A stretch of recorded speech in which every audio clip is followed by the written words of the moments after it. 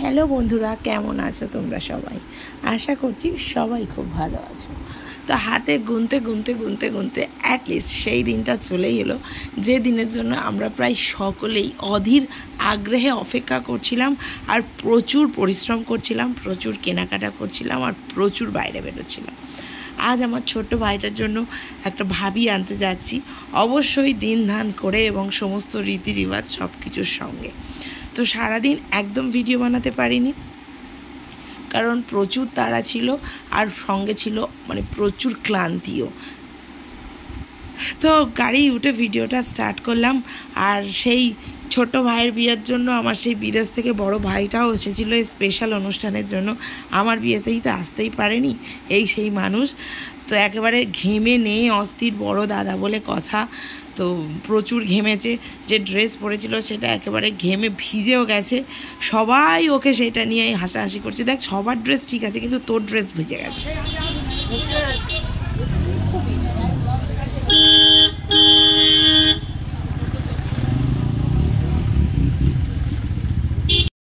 বর আর বর যাত্রীর গাড়ি যখন গিয়ে দাঁড়ায় তখন রীতিমতো রাস্তাতে প্রায় লোকজন জমে গেছিলো। আর যেহেতু এটা মেন রোডের ওপরই, সেজন্য একেবারে গাড়ি ঘোড়া জ্যামে হয়ে গেছিলো। তো যাই হোক, সবাই মিলে সেই জ্যামটাকে সরিয়ে সবাই অ্যাটলিস্ট বরটাকে নামানো হলো।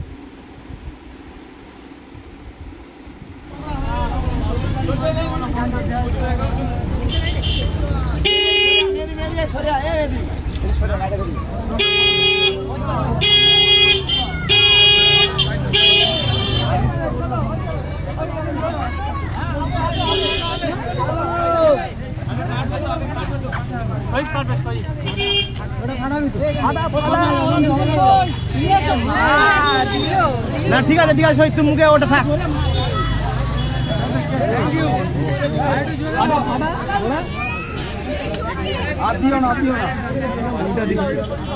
ও আর ফাটবে না। সেলটা উল্টো দিয়ে ঘুরিয়ে নেবো।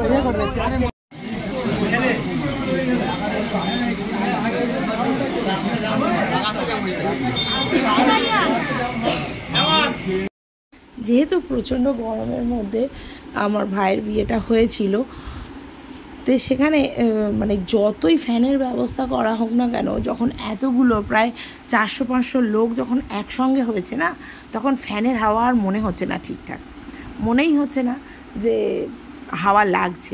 প্রত্যেকটা মানুষ, ইভেন এক মাস আগে আমার একটা বোনের বিয়ে ছিল, তার জন্য এসি ভিলা ভাড়া করা হয়েছিল। তো সেখানেও যখন 400-500 লোক একসাথে হয়েছে তখন এসির ঠান্ডা কিছু মনেই হচ্ছে না, প্রচণ্ড গরম হচ্ছে। তো যাই হোক, ওইদিকে বসে আছে ভাই আর তার উল্টো দিকে বসে আছে ভাবি, যেখানে হচ্ছে তার ফটোশ্যুট। যেহেতু এখনও বিয়ে পড়ানো হয়নি, সেই জন্য এখনও পাশাপাশি দুজনকে দেওয়া হয়নি। আর এদিকে ক্যামেরাম্যান বুঝিয়ে দিচ্ছে কেমনভাবে পোজ দিতে হবে।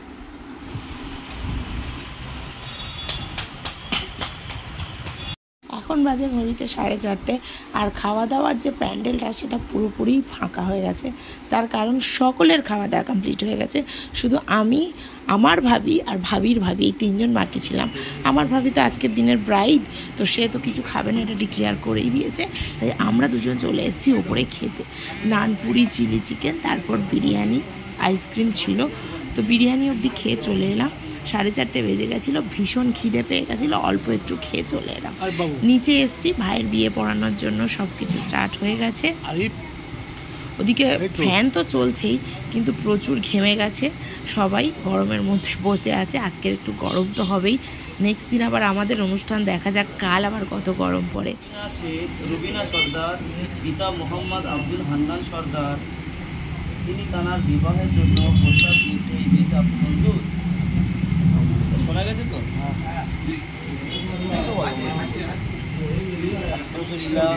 আলহামদুলিল্লাহ,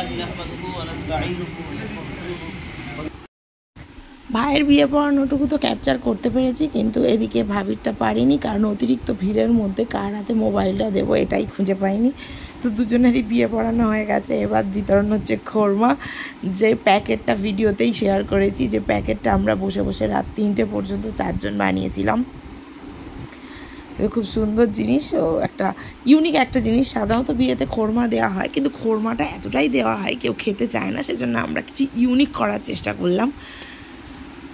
চলো এবার বউকে নিয়ে বিদায় হওয়ার পালা, কারণ সব কাজবাজ কমপ্লিট হয়ে গেছে।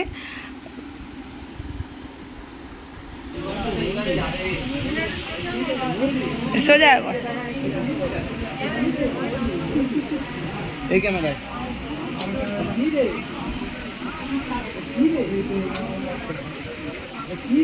ঢুকবো আমার। হ্যাঁ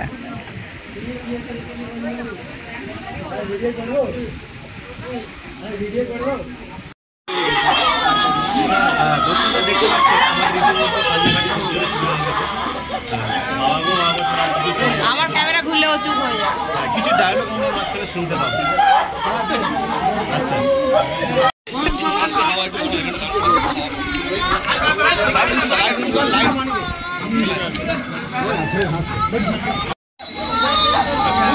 মিজান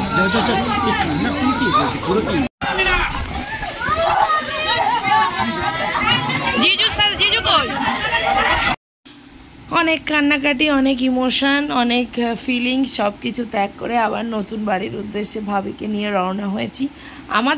আমার বাড়ির উদ্দেশ্যে, আজ যে আসছে আমাদের সাথে তার নতুন বাড়ি। তো ফিরতে ফিরতে হয়ে গেছে সন্ধে, যাত্রীরা প্রায় অনেকেই চলে এসছে, অনেকেই আসছে আমাদের গাড়ির পেছনে, কারণ অতিরিক্ত গরম ছিল। তো যাদের ছোট ছোট বাচ্চা আছে বা যারা একটু বয়স্ক তারা সকলেই আগে চলে এসছে। তো এখন চলে এসেছি, আমরাও একটু তাড়াতাড়ি চলে এসেছি, তার কারণ হয়ে যখন গেছে সব কিছু। সকলে ফ্রেশ হয়ে নিয়েছে, ঘরের জামা কাপড় পরে নিয়েছে, এখন দেওয়া হয়েছে নাস্তা, কারণ বাড়িতে এসছে নতুন অতিথি, তার সঙ্গে আরও একজন অতিথি। তো নাস্তা খেতে খেতে আর অনেক গল্প করতে করতে ভিডিওটা এখানেই শেষ করব। ভিডিও ভালো লাগলে ভিডিওটিতে একটা লাইক দিয়ে দিও, চ্যানেলটিকে সাবস্ক্রাইব করে দিও। দেখা হবে তোমাদের সাথে আবার নতুন একটা ব্লগে।